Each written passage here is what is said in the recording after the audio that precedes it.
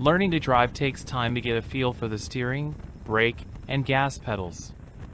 How much pressure is needed to turn the steering wheel, and how much pressure is needed for smooth braking and acceleration.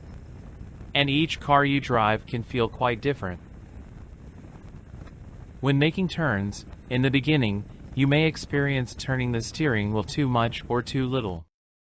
We call this understeer and oversteer. No matter how long you have been driving, you can still have problems with vehicle handling, especially with unfamiliar curves. Entering the curve too fast only to discover the turn is tighter than expected. Understeer. When the driver does not calculate the curve correctly or steer enough. Front wheels lose traction and cause the vehicle to go wide. In the case of understeering, the behavior can be corrected by taking your foot off the accelerator pedal, which transfers some weight to the front wheels and increases available traction. Oversteer. When the driver does not calculate the curve correctly and steers too much. The rear tires lose traction, causing the vehicle's rear end to slide out. It requires the same reaction as understeer, gently easing off the accelerator and brake.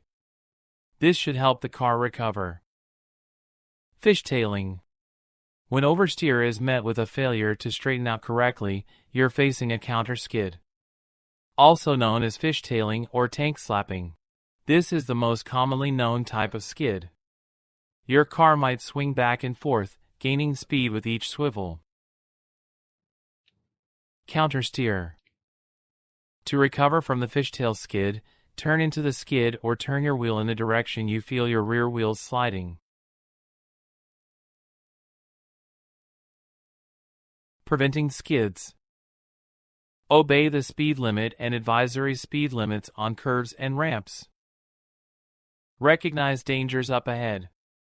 For example, slowing down early before the curve. Watch out for debris, water, or loose gravel. Novice drivers are often overconfident and distracted.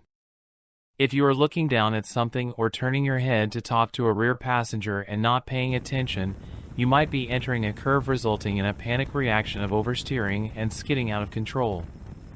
Losing control on a highway can result in head-on collisions at high speeds, going completely off the road and down a steep embankment or hitting an object like a wall, rock, or tree.